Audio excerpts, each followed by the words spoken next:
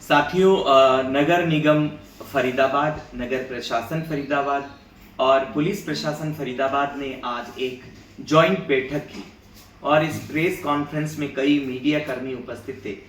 Press conference को संबोधित करते हुए गरिमा मित्तल जी ने बताया कि नगर निगम ने आज यह बैठक विशेष रूप से पुनर्वास के विषय पर आयोजित की है। खोरी गांव में रहने वाले तमाम लोगों को पुनर्वास दिया जाएगा और इसी बात को जारी करते हुए गरिमा मित्तल जी बता रही हैं कि वो तमाम लोग जिनके पास में वोटर आईडी कार्ड, जिनके पास में पहचान पत्र, राशन कार्ड, जिनके पास में इलेक्ट्रिसिटी बिल, इन तीनों में से कोई भी एक डॉक्यूमेंट या एक दस्तावेज है तो वो पुनर्वास के पात्र होंगे। परंतु सर्वे की कहीं पर कोई बात नहीं हो रही है।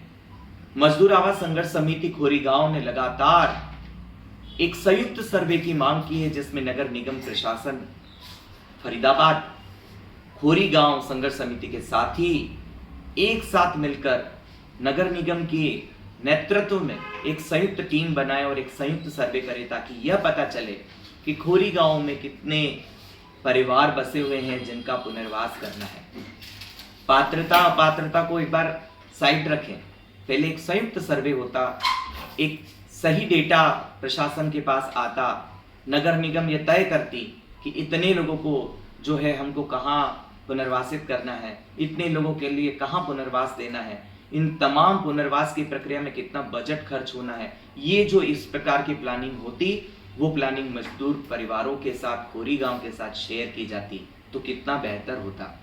अब रही बात कि हरियाणा राज्य शहरी विकास प्राधिकरण पुनर्वास योजना 2010 बनी हुई है, जिसके तहत उसका कट ऑफ डेट 2003 है कि 2003 से बसा हुआ पहले से बसा हुआ व्यक्ति जिसके पास इस प्रकार के दस्तावेज है, वो ये प्रूफ कर पाए, ये सत्यापित कर पाए, प्रमाणित कर पाए कि उसके पास में फरीदाबाद खोरी गांव में रहने के अपने डॉक्यूमेंट हैं, तो वो इस पुनर्वास की पॉलिसी के लिए पात्र कहलाएगा और वो हक रखेगा कि उसको पुनर्वास दिया जाए।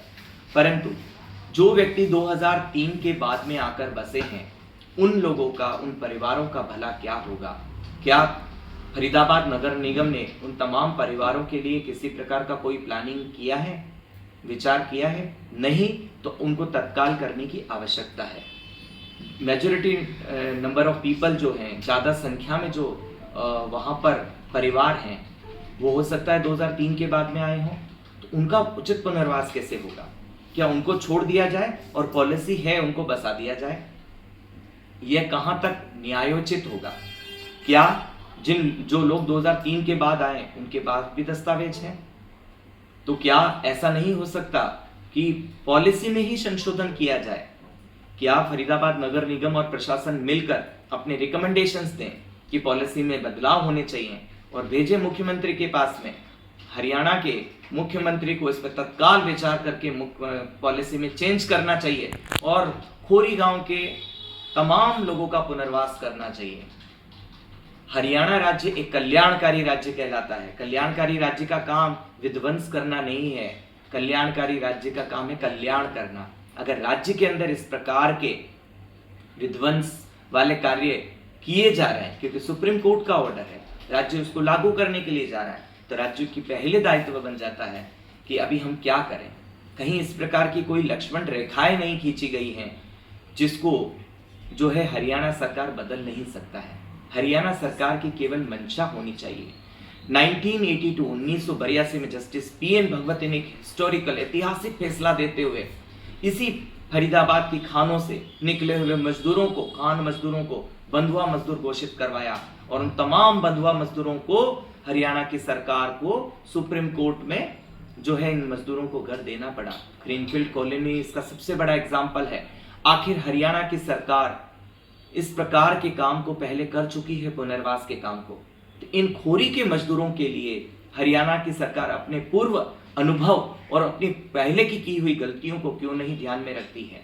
ये तमाम असंगठित क्षेत्र के मजदूरों को जो हरियाणा की सरकार अभी कह रही है कि हम घर देंगे, वो भी 3,70,000 से ज्यादा की कीमत का जो घर दिया जा रहा है, उसकी कीमत भी मजदूरों से वसूली जाएगी।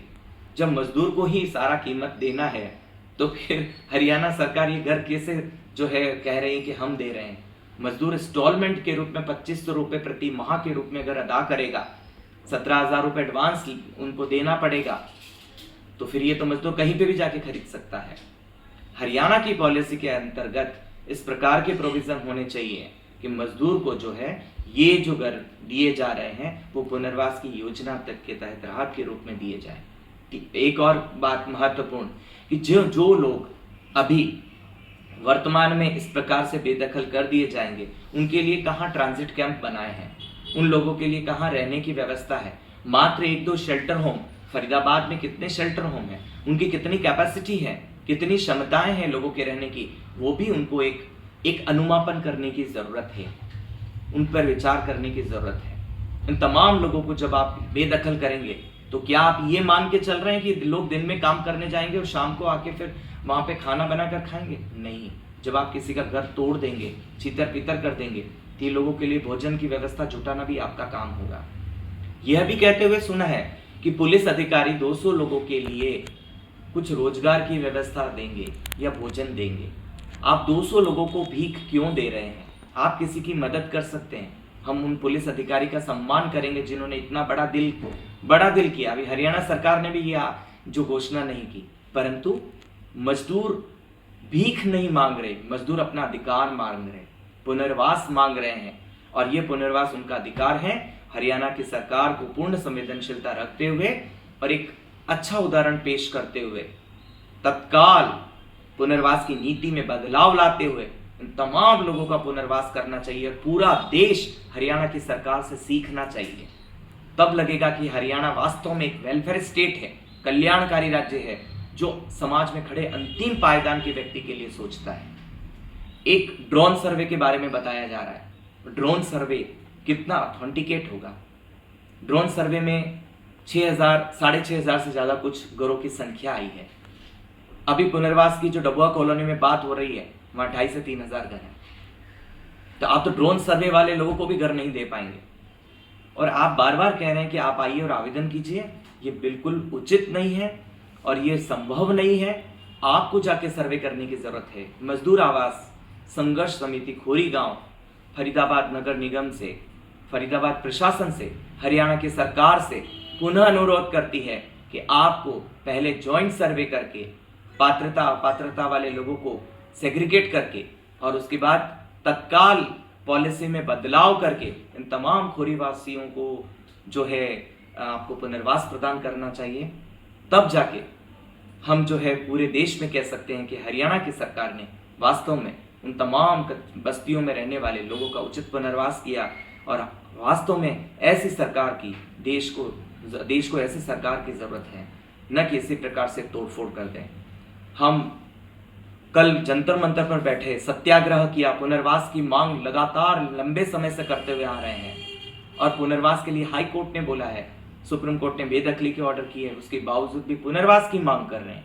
यहाँ कहीं सुप्रीम कोर्ट के आदेश का कहीं कोई उल्लंघन नहीं। पहले पुनर्वास करें, फिर विस्थापन की बात करें। पुनर्वास किस प्रकार से होगा, इन सीटू रिहैबिलिटेशन है या रिलोकेशन की बात है, वो सरकार तय करे खोरी गांव के वासियों के साथ में बैठकर। तभी जो है हम सही दिशा में आगे बढ़ पाएंगे, एक मानवीय कार्य को कर पाएंगे जहाँ ह्यूमन राइट्स के वायलेशन नहीं होंगे। हम एक सही कार्य को कर पाएंगे जहाँ हम लोगों के किसी भी अधिकार का हनन नहीं करेंगे। तभी प्रशासन और सरकार की खोरीवासी और हर व्यक्ति जय जयकार करेगा। जिंदाबाद।